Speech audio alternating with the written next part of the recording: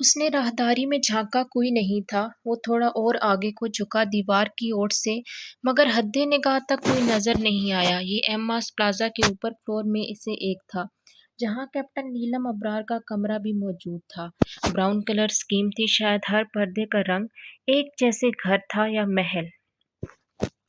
وہ اب نکل کر کمروں کی طرف بڑھ گیا۔ اس سے پہلے کہ کوئی آتا اور اس کا کام خراب ہوتا، وہ تیزی سے ہر کمرے کے دروازے پہ رک کر عقابی نظروں سے آس پاس کا جائزہ لیتا اور آگے بڑھ جاتا۔ آخری روم کے پاس آ کر اس نے پھر کسی کے نہ ہونے کا یقین کیا اور کمرے میں گھس کر اندر سے کنڈی چڑھا دی۔ سب سے پہلے الماری کی طرف گیا جس کے ایک حصے میں کپڑے لٹکے تھے جبکہ دوسرے میں ٹریولنگ بیگ تھا۔ اس نے پھرتی سے ہاتھ چلاتے ٹریولنگ بیگ کی خفیہ زپ کھولی اور اندر سے چھوٹے چھوٹے تمام devices, memory stick, charger, cell phone اور لیپ ٹاپ نکال کر اپنی پاکٹ سے ایک سیاہ کپڑے کا بیگ نکال کر اس میں ڈال دیا۔ اس کے بعد وہ اٹھا اور باہر نکل گیا۔ اسی طرح اس نے بہت چالاکی سے دوبارہ آس پاس کا جائزہ لیا اور جہاں سے آیا تھا وہیں چلا گیا۔ آخر ایماز پلازا کے اندر کوئی کیسے گھس سکتا تھا؟ جو بھی تھا وہ پہلے سے اندر آ چکا تھا۔ ٹائیگر اور کتنا راستہ ہے؟ وہ اس سے کافی پیچھے تھی۔ اندھیرا بدستور قائم تھا۔ ہر چیز اسی گھپ سیاہی میں گم ہو چکی تھی۔ درختوں کے قد لگتا تھا آسمان تک پہنچ چکے ہیں۔ میجر آس اور وہ بہت احتیاط سے چل رہے تھے۔ جنگل میں جانوروں کی آوازیں اس بات کا ثبوت تھیں کہ شکاری یہاں چال بچھانے آتے ہیں۔ انہیں ڈر بھی تھا کہ کسی گڑھے میں نہ گر جائیں۔ دھیان سے آئیے گا، پتوں پر مت پیر رکھیے گا، ان کے نیچے جال بچھائے ہوتے ہیں شکاریوں نے، اور میں نہیں چاہتا کہ کوئی آپ کا شکار کرے۔ وہ محتاط قدم اٹھاتا بول رہا تھا۔ وہ آگے تھا، ٹارچ اس کے ہاتھ میں تھی۔ سوائے پتوں کی اور ہوں ہوں کے سوا اس کی آواز جنگل میں گونج رہی تھی۔ آپ کانٹیکٹ کرنے کی وہ جو اس کے پیچھے چلتی بول رہی تھی یکدم چیخی اور دھپ کی آواز سے ایک گڑھے میں گری۔ وہ تیزی سے مڑا، پنجوں کے بل گڑھے کے کنارے بیٹھ کر ٹارچ کی، مگر بے تحاشا دھول کی بنا پر اسے کچھ نظر نہ آیا۔ ٹائیگر، نیلم چیخی، آ جاؤ، مجھے کھا جاؤ۔ میجر آس ٹپ کر اونچی آواز میں بولا۔ بکواس کر رہا تھا میں کہ دیکھ کر چلو، دیکھ کر چلو۔ تم نے آج کوئی ٹانگ بازو تڑوا کر ہی دم لینا ہے۔ وہ غصے میں آپ سے تم پر آ جاتا تھا۔ نیلم کے کھانسنے کی آواز آنے لگی۔ روشنی تو کر دیں، وہ بے چارگی سے بولی تو میجر آس نے موبائل کی ٹارچ اندر گڑھے میں کی۔ گڑھا 7 فٹ تک گہرا تھا، نکلیں اب، وہ بیزاری سے بولا تو نیلم نے گڑھے کی دیوار پر پیر رکھا اور چڑھنے لگی۔ ہاتھ دیں، میجر آس نے جھک کر ہاتھ بڑھایا جسے دیوار پر ایک چھلانگ لگاتے نیلم نے تھام لیا اور اس کے بازو کو رسی کی طرح استعمال کرتی اوپر چڑھی۔ اس تمام کشمکش میں اس کی سانس بے تحاشا پھول چکی تھی۔ میجر آس نے اس کے یخ ٹھنڈے ہاتھوں کا لمس اپنے بازو پر شدت سے محسوس کیا۔ کیپٹن نیلم، اسے یوں ہی بازو تھامے گہرے سانس لیتے دیکھ کر وہ ہلکے سے پکارا۔ اف! سی کی آواز اس کے لبوں سے آزاد ہوئی۔ کمر پہلے ہی زخمی تھی اور وہ گری بھی کمر کے بل تھی۔ آپ یہاں آ کر بیٹھ جائیں۔ اس نے ایک درخت کے پاس اشارہ کیا تو وہ اٹھے بغیر پنجوں کے بل وہاں تک جاتے درخت سے ٹیک لگائے چہرہ اوپر اٹھا کر بیٹھ گئی۔ آپ رکیں، میں اکیلے ہی جاتا ہوں۔ پسٹل ہے آپ کے پاس؟ اس کے پوچھنے پر نیلم نے سر ہلایا۔ وہ وائرلیس نما ڈیوائس اپنی پینٹ کی جیب سے نکالتا جنگل کے آخری سرے کی جانب بڑھنے لگا۔ جیسے ہی فریکوئنسی سیٹ ہوئی ڈیوائس وائبریٹ کرنے لگی۔ CN-41 speaking. ٹائیگر ہوں، انس، ہم یہاں پھنس گئے ہیں جنگل میں۔ نکل تو جائیں گے مگر گاڑی خراب ہو چکی ہے، نیلم بہت زخمی ہو چکی ہے، جلدی کسی کار اور ڈاکٹر کا انتظام کرو، میں اسے ہاسپٹل لے جانے کا رسک نہیں لے سکتا۔ وہ آس پاس کی ٹارچ پھینکتا کسی کے نہ ہونے کا یقین کر رہا تھا۔ صرف 15 منٹ میں پہنچ رہا ہوں، تم نیلم کا خیال رکھنا، وہ تیزی سے بولا اور رابطہ منقطع کرتا اپنے ساتھی کو ڈاکٹر کا انتظام کرنے کا کہہ کر خود کار لے کر نکل گیا، جبکہ میجر آس پھر سے واپس چل پڑے جہاں نیلم درد کو گھونٹ گھونٹ کرتی پی رہی تھی۔ پیٹر، تم تو میری بات سمجھنے کی کوشش کرو اور منہاج کو سمجھاؤ، وہ لڑکی دھوکہ دے رہی ہے اسے، جھوٹ بول رہی ہے، کیوں وہ پاگل ہوئے جا رہا ہے۔ وہ اور پیٹر ڈرائنگ روم میں بیٹھے تھے۔ ایماز گارڈز کی ایک فوج لے کر نکل پڑا تھا نیلم کی تلاش میں۔ شاکر تب سے جلا پڑا تھا، اس کا دل چاہ رہا تھا کہ منہاج کا سر پھاڑ دے۔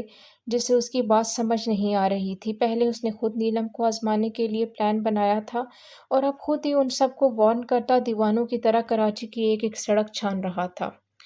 میں ایک ورکر سے زیادہ اس کا کچھ نہیں ہوں، اگر ڈیک ہوتا تو شاید وہ سمجھ چکا ہوتا، مگر میں کچھ نہیں کہہ سکتا۔ وہ شخص اپنی مرضی کا مالک ہے، تم اس کے اصل روپ سے ابھی واقف نہیں ہو۔ اگر اپنی زندگی پیاری ہے تو اس کے معاملات سے دور رہو۔ جب اس کا دماغ گھومتا ہے وہ کچھ نہیں دیکھتا سامنے والے انسان کون ہے، اس کا کیا لگتا ہے، اس کا اندازہ تم آج کے واقعے سے لگا سکتے ہو۔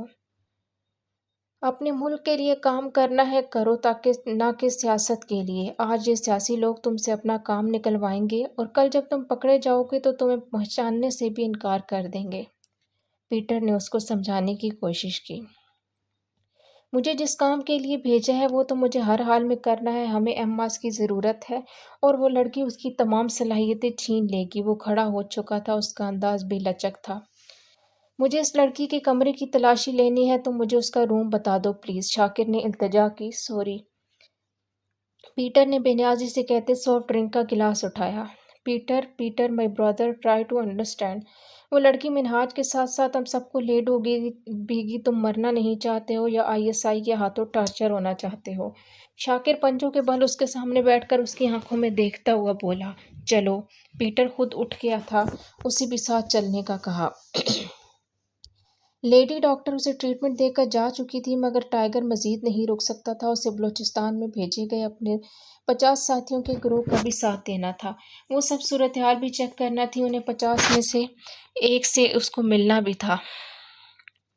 وہ کسی ڈیوائس یا ایئر پیس ٹیکنالوجی کی کوئی مدد لے کر را کے ایجنٹ کو الرٹ نہیں کرنا چاہتے تھے۔ اگر وہ ان سب کا استعمال کرتے تو وہ بھی ان سب کے بارے میں جانتا ہوگا۔ وہ نکلنے لگا جب اس کی وائرلیس نما ڈیوائس فوجی واپس دے گیا تھا پر کوڈ رن ہوا۔ Tiger P2 speaking. ہاں بولو کیا خبر ہے؟ وہ کرتے کے بٹن لگاتا بولا، sir everything is safe now. ہر چیز محفوظ ہے، گڈ۔ وہ جانے سے پہلے نیلم کے پاس اندر روم میں آیا۔ وہ لوگ اسی گھر میں آئے تھے جہاں کراچی آتے ہی نیلم اور ٹائیگر آئے تھے۔ یہی ان کا اصل ٹھکانہ تھا، مگر مکمل محفوظ۔ میم بشریٰ، آپ کیپٹن نیلم کا خیال رکھیے گا اور کوئی بھی پرابلم ہو مجھے انفارم کر دیجیے گا۔ یہ کھانے کے معاملے میں بہت ضدی ہے، اس کی کوئی بات نہیں ماننی۔ وہ میم بشریٰ سے کہہ رہا تھا جو کیپٹن نیلم کے سرہانے بیٹھی تھیں۔ وہ پوری کمبل میں لپٹی تھی۔ ٹمپریچر بہت زیادہ ہے، ابھی تک غنودگی میں ہے، میم بشریٰ بولیں۔ میجر آس نے کمفرٹر میں دب کے اس کے وجود پر ایک نظر ڈالی جس کی اس کی جانب پش تھی، بس بال ہی میجر آس کی نظر میں آئے تھے۔ اچھا میں چلتا ہوں، اللہ حافظ۔ وہ دیوارگیر گھڑی کی جانب دیکھ کر بولتا باہر نکل گیا۔ میم بشریٰ نے اس کے اوپر کمبل درست کیا اور سوپ بنانے چلی گئیں۔ ویسے بھی سردیوں میں اس کی زیادہ ضرورت ہوتی ہے۔ یہ شطرنج کا کھیل تم نے شروع کیا، سفید مورے ہتھیا کر چال میں پہل تم نے کیا، اب انتظار کرو میری چال کا۔ تمہارا وزیر مارنا ہوگا منہاج اسحاق تمہارا ضمیر جگانے کو۔ یہ خوبصورت اور ویل فرنشڈ ہوٹل کا کمرہ تھا جہاں وہ قد آدم شیشے کی کھڑکی کھولے اس کے کنارے پر ہاتھ رکھے نارنجی سورج کی نرم گرم شعاعیں اپنی کشادہ کندنی رنگت کی پیشانی پر محسوس کر رہا تھا۔ اس کی یہ خود کلامی میں کہی گئی باتیں ان شعاعوں میں جذب ہونے لگی۔ سامنے کا منظر بہت حسین تھا۔ سرسبز و شاداب درخت پھول، اس باغ کے مالی کو داد دینے کا دل چاہتا تھا۔ اس نے ایک ہاتھ یوں ہی دیوار پر ٹکائے دوسرے سے سیل فون نکالا۔ ایک خبر شائع کرنی ہے۔ کل رات ایک کار بریک فیل ہونے کی وجہ سے ہزاروں فٹ کی اونچائی سے کھائی میں گر گئی۔ کار میں موجود خاتون اس افسوسناک حادثے میں دم توڑ گئی۔ آج جو خبر کو من گھڑت چھپوا رہا تھا، کل حقیقت کا روپ لینے والی تھی۔ جکس وہ ایک روز بعد واپس آیا تھا، کمرے میں موجود بلوچستان کی ٹیم کی رپورٹ مکمل کر رہا تھا جو اسے بھجوانی تھی۔ دماغ ایک دو نقطوں پر سوچ سوچ کر پک چکا تھا جب وہ کافی کا شیدائی بہہ چلا آیا، مگر یہاں آتے ہی اس کا سارا موڈ کیپٹن نیلم کی بات نے غرق کر دیا۔ وہ کھلے کشادہ کچن میں 4 کرسیوں والے پلاسٹک کے چیئر سیٹ میں سے ایک کرسی گھسیٹے بیٹھی تھی۔ ہاتھ میں ہلدی ملے دودھ کا گرم مگ تھا جس کے ٹھنڈے ہونے کے انتظار میں وہ کافی بناتی۔ میم بشریٰ سے محو گفتگو تھی۔ ہوں، آپ کے ٹائیگر سر کا بس نہ چلے کہ ہمیں سچ مچ مار دیں۔ کبھی کسی طرح ہمارے مرنے کی خبر ایماز تک پہنچاتے ہیں تو کبھی کسی طرح۔ اگر ہم نے منہاج کو سچ بتا دیا تو نہ وہ آپ کے ٹائیگر سر کو ہی کھائی سے نیچے پھینک دے گا۔ وہ بول رہی تھی جب ٹائیگر ایک ہی جست میں اس تک پہنچا۔ چونکہ اس کی دروازے کی جانب پشت تھی تو اسے دیکھ نہ سکی وہ۔ اس کی کرسی پر وہ اپنی جانب گھما کر اسے تھوڑی سے پکڑ چکا تھا۔ دنیا اسے ایماز کے نام سے جانتی ہے۔ منہاج زحاق شیر کے سینے پر ہاتھ رکھ کے اس کا دل نکال لیتا ہے۔ تم تو اس کی ایک سخت نظر کی مار ہو۔ جس لمحے اسے تمہاری حقیقت معلوم ہوئی وہی لمحہ تمہاری موت ہوگا۔ ٹائیگر نے ایک جھٹکے سے اس کی ٹھوڑی چھوڑی۔ اگر مروں گا میں تو بچو گی تم بھی نہیں، مائنڈ اٹ۔ اس کی چیئر کو ایک ٹھوکر رسید کرتا وہ باہر نکل گیا۔ نیلم نے میز پکڑ کر خود کو گرنے سے بچایا۔ وہ تو اخبار میں اپنی موت کی خبر پڑھ کر مذاق میں میم بشریٰ کے ساتھ لگی تھی، ورنہ ایسی بات وہ اس کے سامنے کیوں کرتی؟ مگر ٹائیگر نے اس کے چہرے پر مذاق کے تاثرات نہیں دیکھے تھے، صرف جملے سنے تھے۔ میم بشریٰ ابھی تک شیلف کے ساتھ لگی حیران کھڑی تھی۔ ذلت اور اہانت کے احساس کے تحت نیلم کا چہرہ سرخ ہو چکا تھا، آنکھیں برسنے کے قریب تھیں۔ مگ سے چھلکا دودھ اس کے ہاتھ کی جلد میں جلن پیدا کر چکا تھا۔ کیپٹن نیلم، میم بشریٰ نے اس کے کندھے پر ہاتھ رکھا مگر وہ ان کا ہاتھ جھٹک کر ایک جھٹکے سے اٹھی۔ اس کا رخ میجر آس کے روم کی طرف تھا۔ اسی وقت سامنے سے آتا انس آیا۔ اس نے جارحانہ انداز میں نیلم کو ٹائیگر کے کمرے میں گھستے دیکھ کر میم بشریٰ سے آنکھوں کے اشارے سے پوچھا تھا کہ ماجرا کیا ہے؟ ٹھک کی آواز سے دروازہ کھلا تو کمرے کے بیچ میں کھڑا غصہ کنٹرول کرتے آس نے خونخوار نظروں سے شعلہ جوالا بنی نیلم کو دیکھا۔ ہم اس کی ایک سخت نظر کی مار ہیں۔ غصے کی زیادتی سے اس کا لہجہ کپکپا رہا تھا، ہونٹ بھی اس کا بس نہیں چل رہا تھا کہ ہر چیز کو آگ لگا دے۔ آپ اپنے آپ کو بہت قابل سمجھتے ہیں، بڑے ترم خان سمجھتے ہیں، آپ کے سوا کوئی کچھ نہیں کر سکتا۔ کس چیز کا غرور ہے آپ کو؟ کون سے سرخاب کے پر لگے ہیں آپ کو؟ اس نے میجر آس کو نیچے سے لے کر اوپر تک جلتی نظروں سے دیکھا۔ اسے لگا تھا کہ 2 بار جان کی قربانی دینے پر میجر آس کے دل میں اس کے لیے کوئی نرم گوشہ پیدا ہوگا، یا پھر یوں سوچ لیا جائے کہ جنگل کی رات میں اس کی ہمدردی کو وہ سر پر لے گئی تھی۔ آواز نیچی رکھیں، میں آپ کی بدتمیزی برداشت نہیں کروں گا، وہ بھی جواباً تاڑا۔ انس دروازے کی جانب جانا چاہا تو میم بشریٰ نے اسے روک دیا۔ نہیں رکھیں گے ہم اپنی آواز نیچی، سنا آپ نے؟ آپ کے حکم کے پابند نہیں ہیں ہم۔ وہ انگلی اٹھائے حد درجے بدتمیزی سے مخاطب تھی۔ ہو تم پابند ہو، اور تم نے خود اپنے آپ کو پابند کیا، ورنہ میں نے تو کہا تھا دفع ہو جاؤ، مت سوار ہو میرے سر پر۔ اس نے بھی لحاظ نہیں کیا۔ حقیقتاً اس کا دل چاہ رہا تھا اسے 2 لگائے۔ کب میجر آس نے کسی لڑکی کی اتنی بدتمیزی برداشت کی تھی؟ آپ ہماری محبت کے لائق ہی نہیں ہیں۔ آپ جیسا بے حس، خود غرض، پتھر دل انسان ہمارے نرم جذبات کی قدر کر ہی نہیں سکتا۔ ہم صرف آپ کا نام چاہتے ہیں، آپ کا ساتھ، اس سے زیادہ کیا مانگا ہم نے آپ سے؟ ہم نے بارہا آپ سے کہا، خود کو ذلیل کرتے رہے، آپ کے سامنے گڑ گڑاتے رہے، مگر وہ اس کے کالر کو پکڑ کر چیخ رہی تھی، وہ رو بھی رہی تھی۔ انس اور میم بشریٰ منہ پر ہاتھ رکھ کے اپنی حیرت کو دبا رہے تھے۔ دونوں ایک دوسرے سے نظریں چرا رہے تھے۔ انہوں نے کہا، ایسی دیوانگی، ایسی بے باکی، ایسی عجیب محبت کہاں دیکھی تھی؟ انہیں وہ سچ مچ اب نارمل لگ رہی تھی۔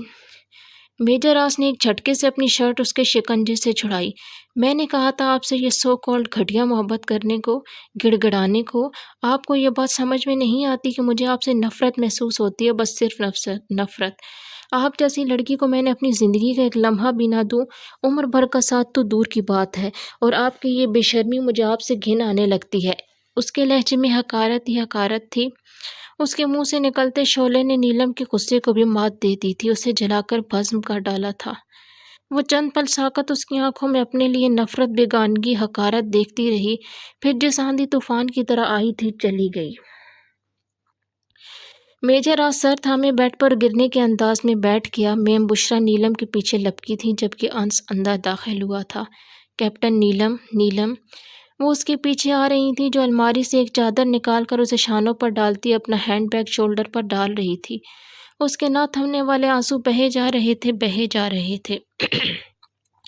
آنکھیں سرخ ڈوروں سے سجی تھیں، چہرے پر زمانے بھر کے دکھ نظر آ رہے تھے۔ بخار اب بھی مکمل نہ اترا تھا، نہ اس کے زخم بھرے تھے۔ اسسٹنٹ ڈائریکٹر بشرا کو اس پر بے انتہا ترس آیا۔ کیپٹن نیلم میری بات سنیں۔ وہ اس کے پاس آئیں جو الماری زور سے بند کر دی، ان سے نظریں ملائے بغیر باہر نکل چکی تھی۔ میم بشرا میجر آس کی روم کی طرف بھاگی۔ سر، کیپٹن نیلم غصے میں جا رہی ہیں، پلیز روکیں انہیں۔ وہ از حد پریشان تھی۔ جا لینے دیں اسے، وہ دھاڑا۔ انس باہر کی جانب بڑھ گیا۔ آپ دونوں میں سے کوئی ایک تو جھک جائے، سارا مشن ایک بار بھی تباہ ہو جائے گا، ہم سب کی محنت برباد ہو جائے گی۔ آپ کیا جواب دیں گے اپنے بابا کو؟ میم بشرا نے اس کی دکھتی رگ پر ہاتھ رکھا۔ چند پل اسی طرح سر جھکائے، لال بھبھکا چہرہ اور تنے نقوش کے ساتھ وہ بیٹھا رہا، پھر اٹھ کر باہر آ گیا جہاں لاؤنج میں انس سر پکڑے بیٹھا تھا۔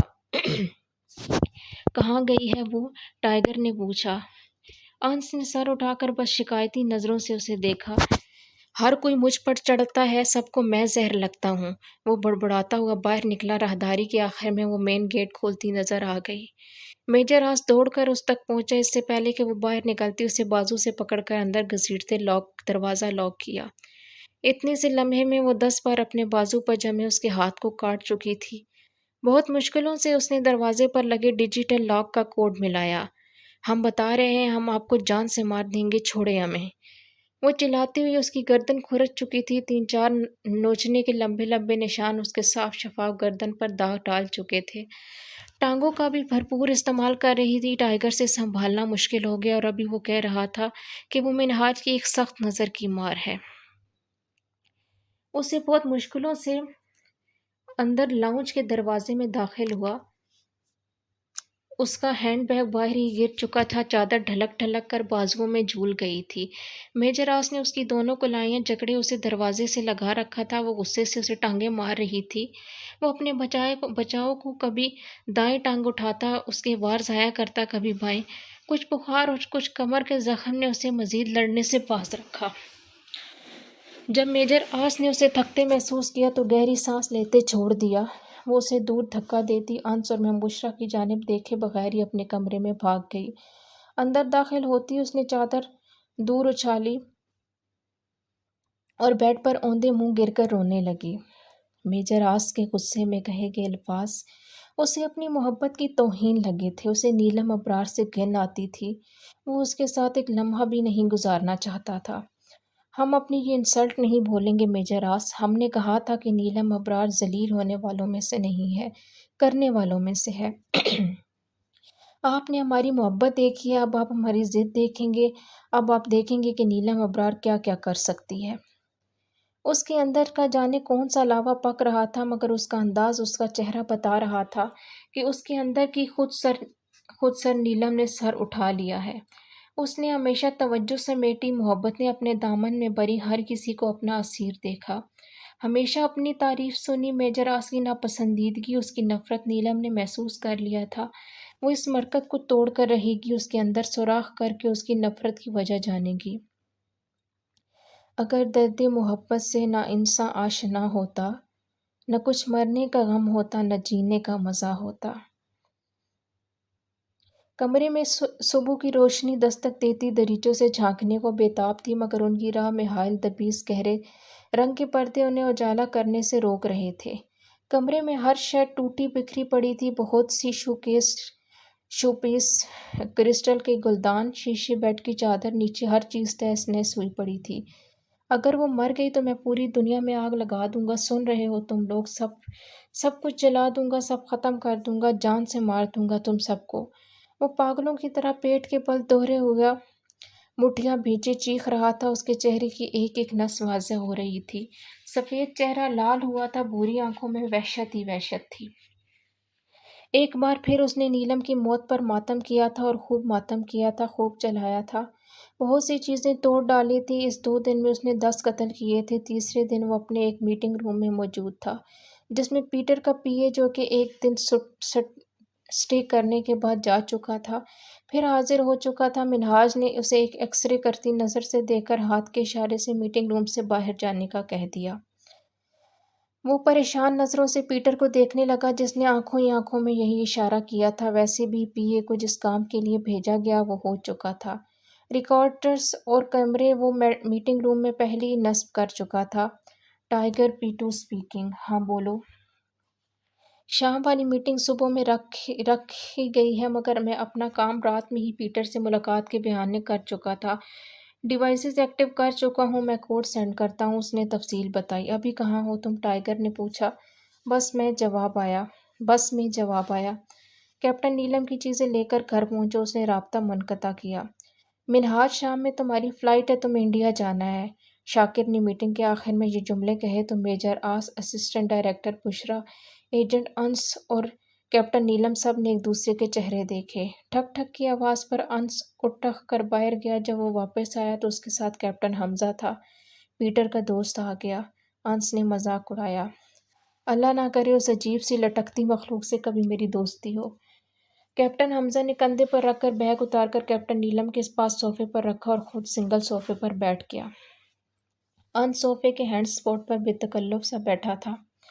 یار پانی تو پلاؤ، کیپٹن حمزہ نے جھنجھلاتے ہوئے اسے دھکا دیا۔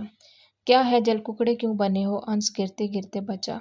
عجیب مخلوق ہے یہ پاکستانی لڑکیاں بھی۔ بس میں میرے آگے بیٹھی لڑکی کو میرا بیگ لگ گیا۔ باجی نے شور مچا دیا۔ اتنا بولا بہن بیگ تھا لیکن نہیں، وہ بیگ کو میرا ہاتھ ثابت کرنے پر تلی تھی۔ کیپٹن حمزہ کی دکھ بھری داستان پر وہ سب مسکرائے، البتہ انس ضرورت سے زیادہ ہنسا تھا۔ مطلب آج کیپٹن حمزہ پٹ کر آئے ہیں، ہاں ہاں ہاں۔ وہ اپنی بات پر خود ہی کہکا لگا کے ہنسا۔ بہت ہنسایا آپ نے، ایک اور چٹکلا پلیز۔ عجیب مخلوق ہو تم بھی۔ کیپٹن حمزہ نے اسے بے عزت کرنا چاہا، مگر جو بے عزتی محسوس کر لے وہ انس کہاں۔ سب عجیب مخلوق ہیں، ایک آپ ہی حسین مخلوق ہیں، دو ناک اور ایک آنکھ والے۔ انس کی بات پر کیپٹن حمزہ نے اسے ایسے دیکھا جیسے کہہ رہا ہو بیٹا بخار تو نہیں چڑھ گیا؟ میرا لیپ ٹاپ سیل فون سب لائے ہیں نا؟ اس نے کیپٹن حمزہ کا بیگ کھولتے پوچھا۔ جی۔ وہ مسکرا کر اسے دیکھتا بولا۔ اس کے مسکرانے پر وہ سب کہکے لگانے لگے، یہاں تک کہ میجر آس جیسا بندہ بھی ہنس رہا تھا۔ نیلم کی کھلکھلاہٹ ایسی تھی جیسے جھرنا بہہ رہا ہو۔ انس تو دوہرا ہوا جا رہا تھا۔ لافنگ گیس کا اثر ہو گیا تو نہیں ہو گیا؟ کیپٹن حمزہ نے کنفیوز ہوتے پوچھا۔ بھائی اگر اس کی لٹکتی وگ آگے بڑھ کر اس کی لٹکتی وگ کھینچ لی، نیلم نے، جو اس نے ایک بزرگ کا روپ دھارنے کو لگائی تھی، سر پر رومال لپیٹا تو اس کو اتارتی شاید وہ اتر گئی تھی۔ ہاں ہاں یہ تو جوک ہو گیا۔ وہ خود ہنس رہا تھا۔ اف ہمارا تو پیٹ درد کرنے لگ گیا، کیا کیا بنتے رہتے ہیں آپ لوگ۔ وہ اپنی ہنسی پر قابو پا کر بولی۔ ہاں ہاں ہم تو کچھ بھی نہیں، کبھی آپ ٹائیگر کو میک اپ میں دیکھ لیں، دل آ جائے گا آپ کا۔ کیپٹن حمزہ ہنستے ہوئے بولا۔ اس کے برعکس وہ سب سنجیدہ اپنی اپنی بات پر پہلو بدل کر رہ گئے۔ میجر آس اور کیپٹن نیلم میں ابھی تک بات چیت بند تھی۔ عجیب مخلوق ہیں آپ سب۔ میں چپ ہوتا ہوں، آپ لوگ ہنسنے لگتے ہیں، میں ہنستا ہوں، چپ ہو جاتے ہیں۔ کیپٹن حمزہ برا مانتے ہوئے بولا۔ کسی نے بابا جی بننا ہو تو ٹائیگر جیسا بنے، ہاں ہاں۔ انس نے ماحول کی گمبھیرتا کم کرنے کو بات بدلی۔ کیپٹن نیلم ٹائیگر نے آپ سے پہلا جملہ کیا کہا تھا پہلی ملاقات میں، یاد کریں؟ انس نے اسے گھسیٹا۔ پتہ نہیں۔ وہ ٹالنے لگی۔ اوہو یاد تو کریں۔ انس بضد ہوا۔ Any problem? یہ تھے میجر آس کے الفاظ جب ہماری ان سے پہلی ٹکر ہوئی تھی۔ اس کے بولنے پر انس نے نفی میں سر ہلایا۔ باقی سب ان دونوں کی گفتگو سن رہے تھے۔ آس بھی صوفے کے ہینڈ سپورٹ پر کوہنی کھڑی کیے اور ہتھیلی پر چہرہ ٹکائے انہیں ہی دیکھ رہا تھا۔ پھر نیلم نے پوچھا، بیٹا کوئی بزرگ گھر پر ہے؟ انس نے کہا تو نیلم کی آنکھیں حیرت سے کھلیں۔ بابا جلال؟ وہ دونوں ہاتھ منہ پر رکھ کر چیخی تو سب ہنس دیے۔ کتنے بڑے دھوکے باز ہیں آپ۔ اس نے صوفے پر پڑا کشن بے تکلفی سے میجر آس کو مارا تو چند پل کو تو وہ خود بھی حیرت زدہ ہو گیا۔ نیلم بھی اپنی حرکت پر جذبس نظر آئی۔ یار انس کافی پلیز، کیپٹن حمزہ نے فرمائش کی تو سب اپنے اپنے کاموں میں مصروف ہو گئے۔ اسلحے کی سمگلنگ میں اب نیوی انوالو ہو چکی تھی۔ اس جانب سے انہیں مکمل سکون مل چکا تھا۔ ایک طرح سے یہ مسئلہ حل ہو چکا تھا۔ بس انہیں انتظار تھا کہ میورک کا یہاں آنے کا مقصد معلوم ہو جائے، پھر ہی اس کی گرفتاری کی جائے۔ امداد بلوچ نے بلوچستان میں اپنی کارروائیاں پھر سے جاری کر دی تھیں، مگر اس بار اس کے ساتھ موجود 60 لوگوں کے گروہ میں 50 فوج کے افراد تھے۔ امداد بلوچ نے انہیں ناراض بلوچ تنظیموں کے کارکن ہی سمجھا تھا۔ وہ اس کا بھروسہ جیتنے کے لیے ادارے سے ہر طرح کا رابطہ ختم کر چکے تھے۔ وہ تھے اور امداد بلوچ تھا۔ خفیہ کاؤنٹر انٹیلیجنس، اس کا مطلب دشمن کو ایجنسیاں ایک لفظ استعمال کرتی ہیں ڈس انفارمیشن کو انفارمیشن کے طور پر آگے اس کی چال میں پھنسا دینا، اور اسے کہتے ہیں اس کے اندر سیف زون بھیجنا، اور اس تمام کھیل کا ایک خاص حصہ اور حصار ہوتا ہے جسے رہتے رہتے یہ کھیل کھیلنا ہوتا ہے۔ اس میں اپنے عوام اور ملک کی حفاظت پہلی شرط ہے، جان سے بھی پہلے وطن دیس۔ ہیرے کی اسمگلنگ میں میجر آس اور کیپٹن حمزہ کام کر رہے تھے۔ کیپٹن حمزہ نیلم کی ٹریننگ سے پہلے پیٹر کے ساتھ کام کر کے اس کا بھروسہ جیتنے میں کامیاب ہو چکا تھا، جسے اب وہ پوری اپنی پوسٹ پر رکھ رہا تھا اور خود ڈیک کی پوسٹ پر براجمان ہو گیا تھا۔ ان کے چند ساتھی افغانستان اور دبئی کے ذریعے بھارت پہنچ گئے تھے تاکہ وہاں منہاج زحاق کی کارروائیوں پر نظر رکھ سکیں۔ وہ بھی ایئرپورٹ سے آیا تھا۔ کیپٹن حمزہ نے اس سب کے پاسپورٹ کی فوٹوگرافز بھیج دی تھیں جو ہیرے کی اسمگلنگ میں ملوث تھے، جانے کیسے کیسے طریقوں سے وہ یہ کام سر انجام دیتے تھے۔ میجر آس نے ایئرپورٹ کے سارے عملے کو اعتماد میں لے کر ان تک ساری بات پہنچائی۔ پولیس کو بھی گھسیٹ لیا۔ نتیجتاً 7 افراد 4 دنوں میں ہیرے کی اسمگلنگ میں پکڑے گئے تھے۔ اتنے ہیرے تھے ان کے پاس کہ سیکورٹی کا عملہ ششتر رہ گیا، اور حیرت کی بات جب ایک انگریز عورت کے پاس سے چیکنگ کے دوران $2 ملین کے ہیرے برآمد ہوئے۔ ایک شخص نے سفید پٹی کے اندر ہیروں کی تھیلی چھپائی تھی، تو چند نے نہایت شرمناک طریقے اپنائے تھے کہ انہیں چیکنگ کے لیے ایکس ریز کی ضرورت پڑی تھی۔ کیپٹن نیلم کہاں ہے؟ ٹائیگر ابھی آیا تھا۔ اندر لاؤنج میں انس بیٹھا تھا اور میم بشریٰ۔ ان کا زیادہ کام ختم ہو چکا تھا، وہ دونوں ہی کچھ مصروف سے تھے۔ اس نے ان پورے 2 ہفتوں میں پہلی بار نیلم سے کے متعلق پوچھا تھا۔ ویسے بھی وہ اپنے مشن کی مصروفیت میں اس جھگڑے کو بھول چکا تھا، مگر نیلم ابرار بہت ضدی تھی۔ میم بشریٰ پلیز آپ اسے بلا دیں۔ اس نے جیکٹ اتاری، ٹوپی اتار کر مڑے بال سیدھے کیے، گلوز اتارے، موزے اتارے، پسٹل نکالا، شوز میں تیز دھاری چاقو، بندوق کی گولیاں، گلے میں چین پہنی اتاری جس میں بولٹ فولڈنگ نائف تھی۔ انس نے اسے غور سے دیکھا۔ کیا ہے، کیوں گھور رہے ہو؟ ٹائیگر نے شوز اٹھا کر صوفے کے سائڈ پر رکھے اور تھی اسٹریڈ صوفے پر گرنے کے انداز میں ٹھہر گیا۔ انس سنگل صوفے پر بیٹھا تھا۔ میں سوچتا ہوں تم لوگ جنگلوں کی طرح لڑتے ہو۔ ٹریننگ کیسے دی تھی تم نے اس لڑکی کو؟ انس دونوں کوہنیاں صوفے کے عام سپورٹس پر رکھے، ہاتھوں کو جوڑے ان کے ٹرائنگلز میں سے ٹائیگر کو جھانکتا بولا، مجھے کہیں سے نہیں لگا کہ میں نے 18 سال کی بچی کو ٹریننگ دی۔ ایسا لگ رہا تھا کہ 2 سال کی بچی کو گود لے لی ہے۔ اسے آئس کریم کھلاؤ، ہر چھوٹی چھوٹی بات پر شاباش دو، اس کے ساتھ کیرم کھیلو، اس کی الٹی سیدھی باتیں خاموشی سے سنو، اس کی ہر بچوں والی ضد پوری کرو، کھانے میں نخرے اٹھاؤ، میکرونی بنا کر دو، غلطی وہ کرے مگر سوری بھی آپ کرو، اور پھر سننے کو ملے کہ آپ ہم سے محبت کرتے ہیں۔ ایسے کرتے ہیں محبت؟ وہ شاید بے دھیانی میں مزید بول دیتا جب انس کے کہکے نے اسے اپنے جملے پر غور کرنے بھی مجبور کیا۔ اف، کیا مصیبت ہے! اس نے جلاتے ہوئے کشن انس کے سر پر مارا اور اپنے کمرے کی طرف بڑھ گیا۔ جب دروازے کی اوٹ میں نیلم نظر آئی۔ چھپ چھپ کر کسی کی باتیں سننا نہایت ہی غیر اخلاقی حرکت ہے، اس نے رک کر کہا۔ نظریں سامنے تھی، نیلم سیدھی دیوار سے لگی تھی، اس کا آدھا چہرہ بھاری بازو پر موجود ابری نسیں نیلم کی نظروں میں تھیں۔ وہ اس سے 3-4 قدم کے فاصلے پر تھا، اس کے پسینے کی مہک نیلم تک پہنچ رہی تھی۔ منہاج اسحاق کا قیمتی پرفیوم بھی اس مہک کا مقابلہ نہیں کر سکتا تھا۔ میں فریش ہو کر آتا ہوں، تب تک آپ اوپر پریکٹس روم میں جائیں، اپنا ریوالور لیتی جائیں۔ وہ اسی انداز میں کھڑا اپنی بات مکمل کر کے چلا گیا۔ اس کی چوڑی پشت نیلم کی نظروں میں تھی۔ 3-4 دن کی مسلسل محنت نے اس کی آنکھیں دکھا دی تھی، مگر اس بار وہ اپنی تذلیل نہیں بھولنے والی تھی۔ اس نے خود سے عہد کر لیا تھا کہ میجر آس کے الفاظ اس کے منہ پر مارے گی، اس کی محبت کی بہت توہین کر دی اس نے ایک لمحہ، وہ اسے پوری زندگی کے لیے اپنے ساتھ باندھ لے گی۔ وہ سمجھتی محبت مطلب ایک دوسرے کا ساتھ۔